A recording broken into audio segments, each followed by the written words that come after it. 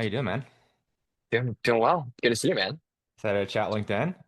Yeah, it's our favorite topic. I'm excited for the LinkedIn post after this because you're in an airport lounge right now. You're stranded in New York for a few days, so I think there's definitely going to be a topic there that we can run through. Yeah, 25 things that I learned about baby sass in a blizzard. There we go. There we go. But no, super excited to dive in. Obviously, you've been crushing it on LinkedIn over the past 2 years and started at like 2,000. Now you're almost at 40K followers and have driven quite a bit of business from it. So super excited to get to learn some more of your secrets and have everyone else in the call learn some more too. It'll be fun. Thanks for having me. Awesome. So, as far as the agenda, what we'll run through today, pretty simple. The goal for the end of this is to make sure that y'all watching have a clear roadmap for the next 30 days for what to do on LinkedIn to start to get into founder-led content and using the platform to generate some real pipeline. So, as far as today's session, we're going to cover four main things. First, going to talk about LinkedIn trends to watch. The platform's changed quite a bit, even over the past year, even the past few months alone. So I want to chat through some of the stuff that has shifted in the past few months. And then we'll get into specific post formats, give you five specific templates that you'll be able to use coming out of this webinar. And then after that, Austin, you'll run through how to actually turn that attention, those impressions, engagement that you're getting with those posts on LinkedIn into demos booked and pipeline for your business. And then we'll wrap up again with just a quick 30-day roadmap for you to apply coming out of this session. So getting into the trends, there's three main ones that I'm going to want to go over here. The first one, and this has always kind of been a thing, but is becoming more and more important as AI tools are becoming more and more widely used. Because it's so easy for someone to just toss a prompt into Claude or ChatGPT and come up with a pretty okay piece of LinkedIn copy. The barrier to entry to post on LinkedIn has gone down drastically. Um, and the timeline's getting a bit more crowded. So it's really important to have specific ways that you can stand out and create content that AI can't copy. And one of the ways to do that is to shift from like how to value oriented content to how I content. So including more narrative and stories in your content. The rule I like to employ here is you want to pair every single take with a story, like the example on screen right here is a post we did for Austin around account executive comp. And you start off with the take of the amount that account executives are still clearing, and then making sure to include an anecdote there. But I'll pause there, Austin. You want to hop in? Any thoughts on including stories and narratives in your content?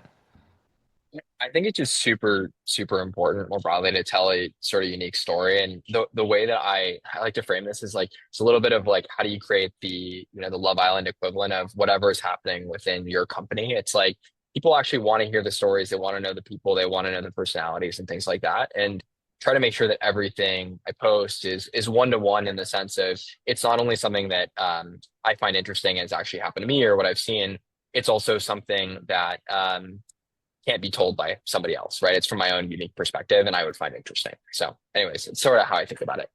Yeah, that's the key, right? And you'll see this with a lot of the trends we talk about in the next few slides as well. The overarching theme is making content that only you can create. Because even if AI wasn't in the picture, it'd still be very important, but it's even more so now that again the barrier to entry to create content has gone down so much.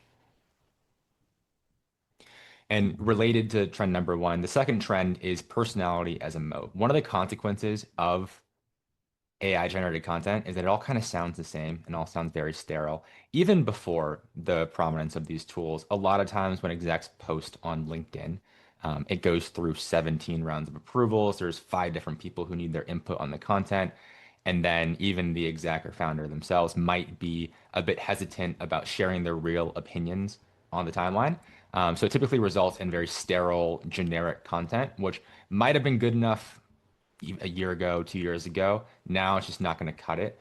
It's not going to rise above that bar that's required to get attention on the timeline. And the easiest way to get around this is to just share your real opinions. You likely have them. There are takes that you have in your industry that others disagree with. And one of the easiest ways to stand out now, especially in 2026, is to lean into that. And also on your specific writing style and how you want to come across on social.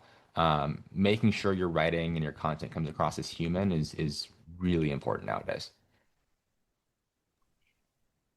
agree with that. I think to your point too, in the bottom call out, photos are so important. Like as part of telling that story, like being able to post something that, um, it's the classic thing of like a photo is worth 1,000 words, whatever the statement is, but it really goes a long ways on LinkedIn. See it time and time again. It just adds to the story element. For sure. And this is one of the competitive advantages that like any companies with in-person offices, like if you're in SF or New York or any major hub and you have a team in person, we'll talk about this in a bit, but you really want to use your office as a set, and that's a competitive advantage as a way to show that personality and again show that you're a real person. And the third overarching trend that I'm seeing a lot lately, and again, this is one of those that was kind of a thing, and like sort of more forward-thinking, savvy companies were doing this, have been doing this for over a year.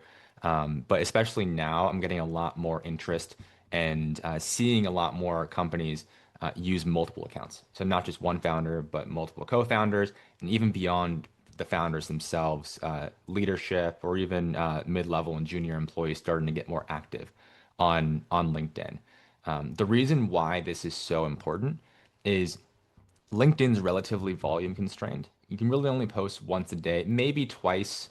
You could go and post 3 times a day if you wanted to. I wouldn't really recommend it. I don't think you would get a lot of benefit from that. So you're quite volume constrained. The way you get around this is by layering in multiple accounts, and that way, if you have say 3 team members active on LinkedIn, those are 3 posts going live every day versus just one if you only have a single founder. Obviously, one is better than zero, but once you get a solid motion in place with one founder, you want to layer in multiple accounts.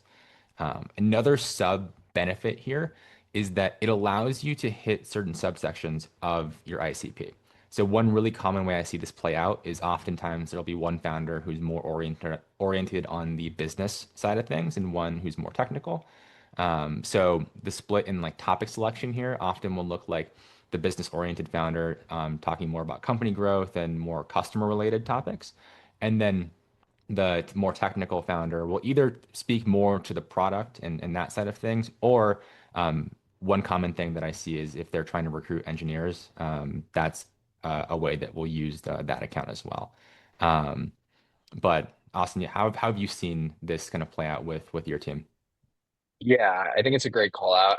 I think that everybody has their own unique networks and their own relationships, and leaning into that effectively in a content strategy like really does make a difference. Ultimately, if I've got an audience, that's great. But, if 10 people at our company have their own independent audiences, that's a huge amount of reach that we're able to get that way. This really manifests for us, I think, around like fundraise announcements and things Yeah, like that we've done over the past couple of years. We'll get the whole team involved in posting their own unique stories and help sort of coach people on how to do that effectively. And it makes a world of difference. I think maybe one other anecdote on this too is that I was at Ramp previously, and one of the things that I saw in 2020, 2021 at Ramp was that actually a lot of the content creators at the company, X was the big platform that was really effective at Ramp. There was a lot of Twitter talk, and it was actually the a bunch of just like the early hires in the team were the ones with the presence. It was less the founders, it was more the company. And that created its own, I think, brand halo effect around like, hey, wow, this company has an incredibly talent dense team. I think a lot of that actually came from some of the social presence. And so you can create these really interesting narratives in the market if you can create this more broad content ecosystem at your company. totally. And then one call out I'll say here before moving on to the post formats is when you're figuring out who on your team should be active, I would try to identify the people who already have an appetite for posting. What a lot of companies will try to do is make people post. And if there's no inherent interest there from either one of the founders or leadership or even like junior employees who are trying to get active, it's really hard to convince someone to start posting if there's not already a level of interest there. But there's likely at least a couple of people on your team who have shown interest there. So lean into them and then they'll lead by example and get more of your team involved. But I think a good North Star to try to work towards is if you can have about 4 or 5 people consistently active on LinkedIn, you're in the top 1% for sure. So that's a good target to reach for. Now, what should you actually post? And what I want to go through next is a list of 5 post formats we've seen work consistently well across our clients. And Austin's been using some of these formats as well. And want to call out that this is not an exhaustive list. There are a ton of different topics and formats that you can try on LinkedIn. The goal for this is to give you a few easy ones that you'll be able to apply right away. And the good thing about a lot of these is they're pretty evergreen and you can cycle through them again and again and again. So even with these five alone, it's going to give you enough to plan out really an entire month or even a quarter worth of content. The one I'd recommend you start with, and what we'll typically start with any client we onboard or work with on content, is your origin story. So, what's the story behind the start of your company? Um, Austin's been posting on LinkedIn for quite some time now, so he's done a few different variations of these. The one on the right is the earlier one, and then he actually posted a more recent edition of it just a couple weeks back. But this content format is consistently among the best performing post types that I see across all the clients we work with, and it's why we always start there because people just want to hear the story behind your company, and it helps to again humanize you, and it's really a story that only you can tell. And it sort of hits a few different check boxes of it's like a milestone announcement. People like to celebrate you. It helps to humanize you. And then, especially if there's some sort of conflict or interesting moments that happen in that founding story, which for almost all of you there will be, it's a great way to kick off your LinkedIn presence. Throw it out here. Cool. Cool. So I start here. And also, last thing I'll say on this one before we move on to the second format is don't overthink it. There's a lot of talk about like different storytelling structures and narrative, and it can get very complex very quickly. Just write your story as you tell it. I would say the one thing I'd keep in mind from a storytelling perspective is, again, to include those conflicts or tough moments from the earlier days, especially. Those tend to be very helpful for driving engagement. And of course, include an in real life photo if you can. Second one here, this one's a lot more evergreen. This you can really cycle this one endlessly if you want to, but a contrarian opinion plus a narrative. So how to execute this? Really, just sharing a hot take that you actually believe, and don't dilute it, don't dumb it down. Again, like I mentioned earlier, there's likely takes that you have about your industry or category that other people don't agree with you on. So you want to lean into those in your content. Um, and ideally, you also want to pair that take with a story. Again, the importance of narrative here. Before, it was kind of enough to just share your hot take and that was it. Now you want to combine both of those elements. So ideally, you share the take in the hook and then use anecdotes or stories from your lived experience in the body of the post to support it. And again, give it that personal element that proves that this is something that is coming from you and not AI. Austin, anything to add on this one? Like, these ones are always a little uncomfortable to post. You're like, you're gonna rub some people the wrong way, Yeah. but so long as it's something that you actually believe, and I try to keep ours to be industry related topics. Like they definitely like spark the right conversations. They get people engaging, and they're also, I think, it is important just to have a perspective and to voice that. And you don't want to do it on every single post, but I do think that it is important, and these pieces are a piece of doing that. For sure. Like you said, you want to make sure it's a take you actually believe, and then you also want to make sure it's a take that's alienating the right people. Like a lot of this content is a filter, and you see this a lot with like culture related content for hiring. Um, the most classic example we see in like Silicon Valley now is like posting about 996 in a positive way, and like this is how we work, and like the idea there is making it a filter for people who want to work that way. Same thing applies for any industry opinions that you have related to your customers. And I think as long as you believe the takes and you're careful not to alienate the wrong people, generally being a bit more polarizing on social is helpful. A framework I like for this one is you want to sort of turn the dial up by about 20%. You don't need to go like full extremist, but if you have that safe take that is pretty generic and sterile, like add a little bit of spice to it. And even that alone will help you out a ton. Another classic here for format number three, the monthly update. This is again one that's pretty evergreen. And you can cycle through this once a month, and you can do different variations of this as well, monthly, quarterly, yearly. Um, and the execution here is quite simple. You want to lead with some sort of growth metric or exciting thing that happened in the past month for your company. So if you grew a certain percentage, you hit a certain revenue milestone, you landed a big logo, made a few key hires, something that's going to catch people's attention on the timeline. The more specific you can get with the metrics here, the better. One of the reasons why these tend to work really well for Austin is he's okay with sharing specific metrics. The more specific you can get, the better. And then after that hook, you're going to lean into three key highlights, three learnings in the past month, and then what's next. So very simple. This is a lot easier to execute than say an origin story post because there's not really a narrative through line here. It's just here's a highlight and then a list of three wins in the past month, what you learned as a founder. And again, the more specific and real you can get here, the better. Um, and the more vulnerable you can get in the learnings, the better as well. And then a quick preview of what's next. And again, ideally, you want to pair this with some sort of in real life photo of your team, or if there's a specific event from the past month, like an offsite or a conference or something that's relevant to the post, you want to pair the copy with that as well. Yeah, I think these posts in particular, when I first started posting on LinkedIn, performed really, really well and were a big Yeah. piece of the narrative when we were trying to, break out and become a known entity.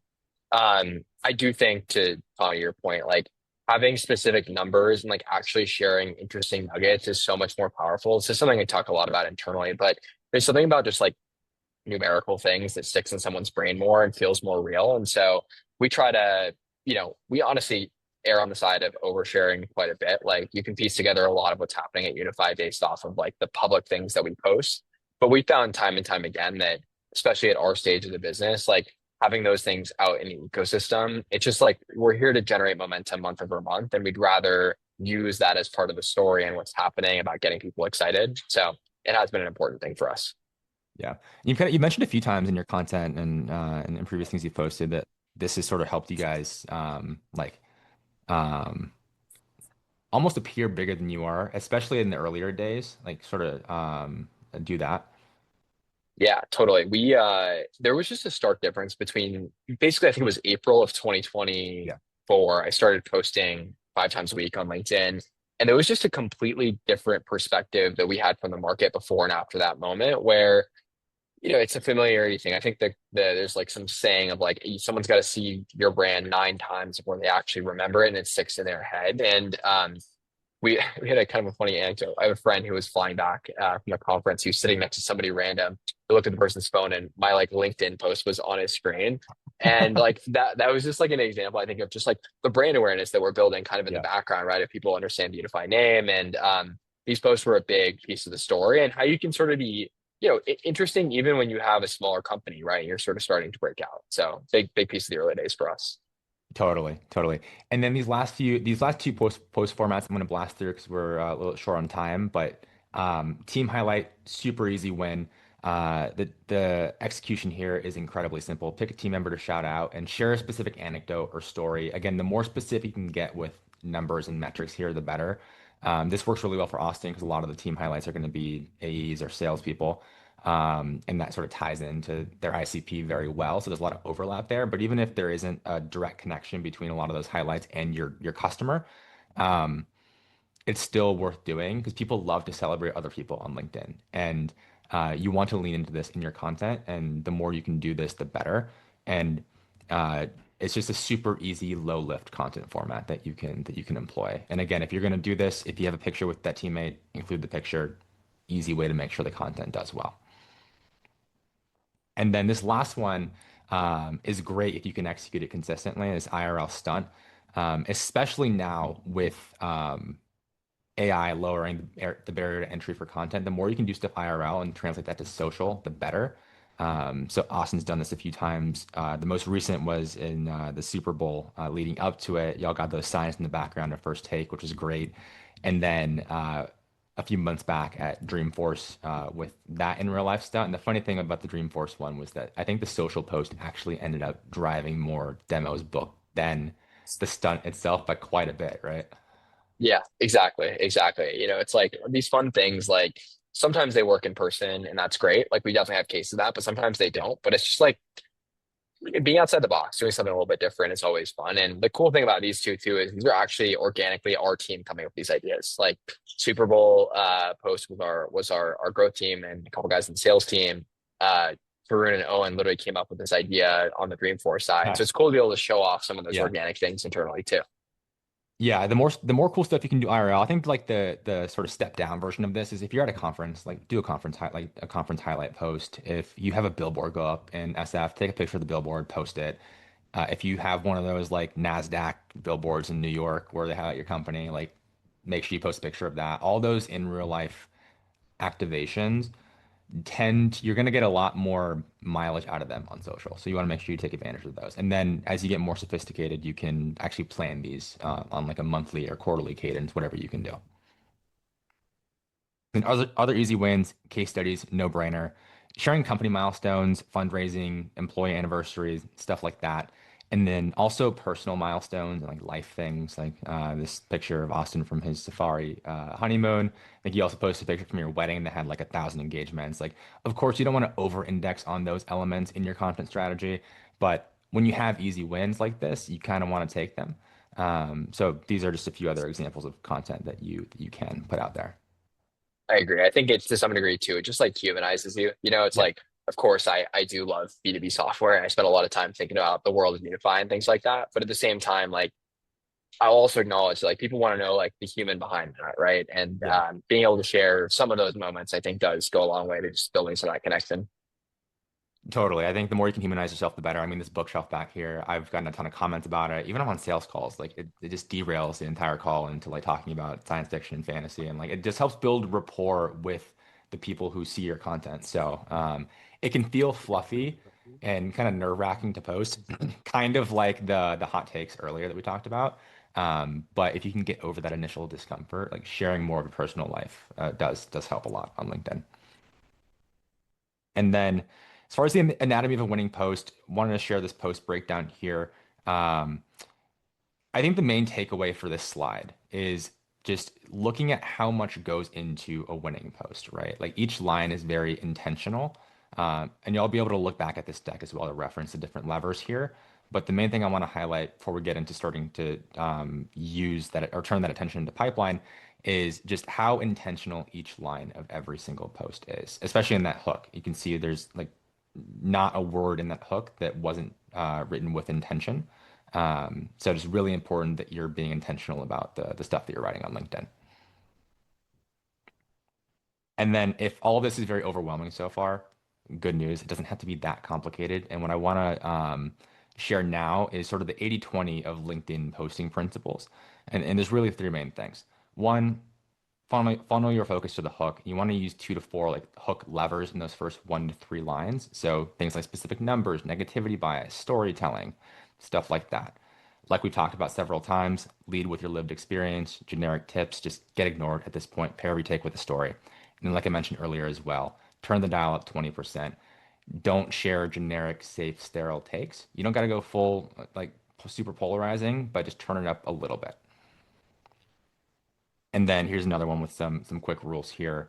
Um, as far as cadence, 3 to 5 times a week, it's not too much. That consistency is really important. Try to post mid-morning local time. Always include an IRL photo. You can repost winners as well every 3 to 4 months. And you want to give as much value as possible in feed. Try to avoid linking out to other sites. Give as much value as you can in feed. And also, I'll pass it off to you to talk through how to actually turn those impressions and eyeballs and all the engagement you're getting on LinkedIn into demos booked and pipeline. Cool. Flip the next slide. So for all you folks out there thinking about revenue and growing pipeline, all that good stuff, a big piece of this getting the content engine going is just being active on the platform, putting out good content, building a following. Like we all know about those things, and definitely want to make sure that those are the primary things you're investing in. We'll also say that like being able to turn this, I would say, content ecosystem we built into a pipeline generation engine is very multi-channel, right? And we think about this from a bunch of different lenses. And so one of the things you can do is get way more juice out of what you're doing by doing things like outreaching to prospects who are engaging with your content, engaging with content in the ecosystem, as well as putting paid spending against it. So, as an example, on LinkedIn, things that are high value are things like someone engaging with your content, obviously, someone commenting on your content, someone viewing your profile. I have a link to the book a demo page in the Unify, book a demo page on my LinkedIn account. And we see demos sometimes that could come straight off of my LinkedIn profile, as an example. all these are avenues to capture engagement and signal, and you should. And so our team actually spends a lot of time making sure that we are combing through all this engagement and getting meetings on the calendar. I will say that that is a big driver of what we would consider to be like warm outbound pipeline as well. And so just keep that in mind as you're building this holistic strategy. Unify's product is actually built to do a lot of this. And so we in particular focus a lot about that translation layer between growth and marketing teams and sales teams and them driving pipeline. And so we spend a lot of time building up automations around this sort of data to make sure that we can actually be engaging with all these people that are engaging with content.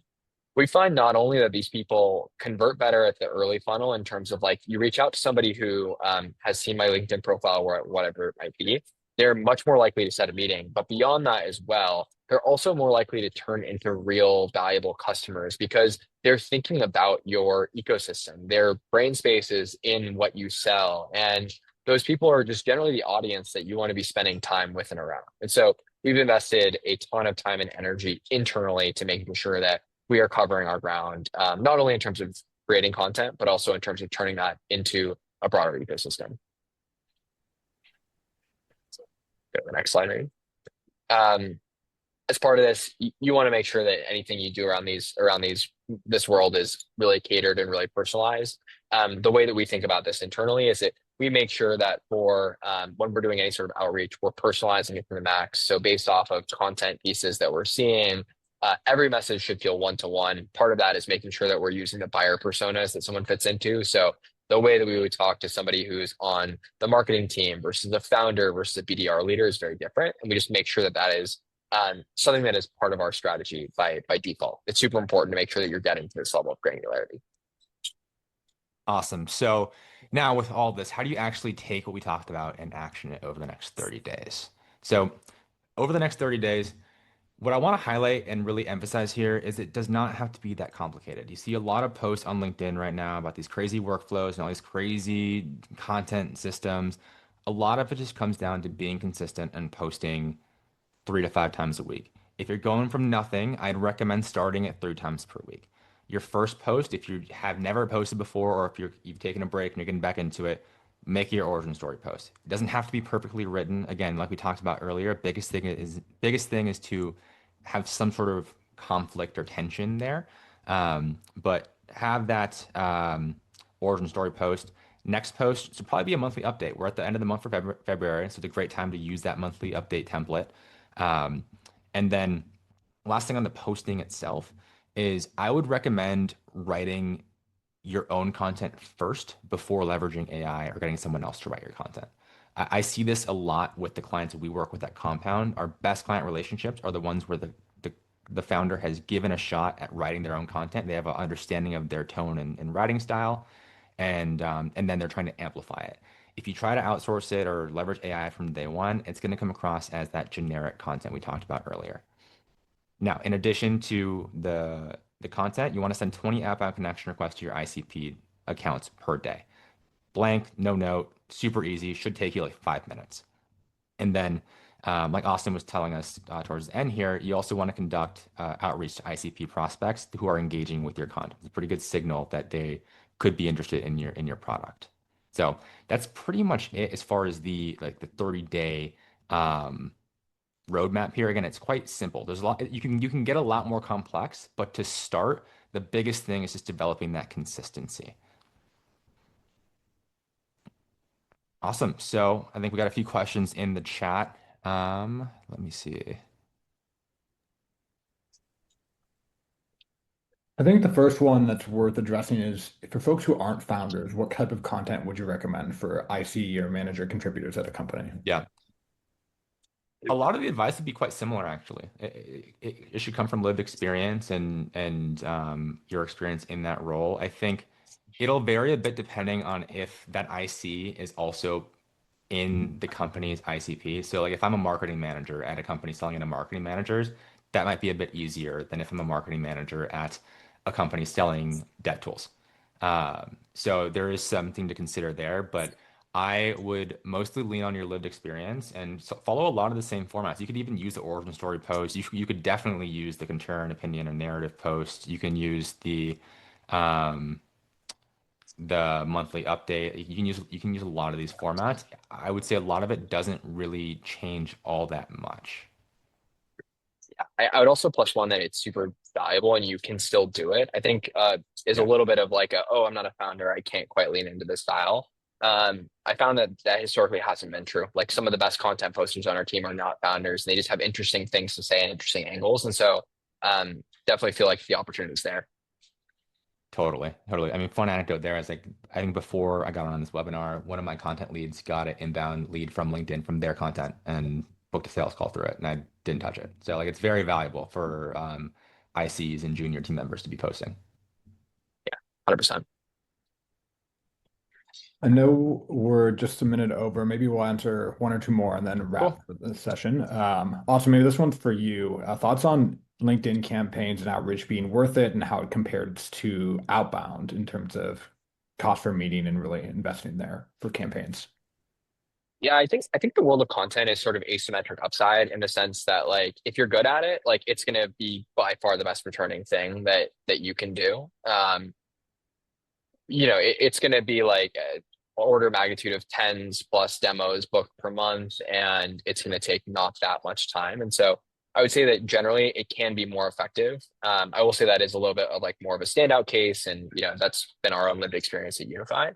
Um, but I do think that you should be. My general belief is that when you're building a pipeline generating strategy, you need to use many channels, and your strategy should be multi-channel. And so I would think about it less as like this or that, and a little bit more of like how do we continue to stack multiple wins and outbound and outreach on LinkedIn is one of them. Content on LinkedIn is another one. Just keep stacking this. That's great. Thanks for the input.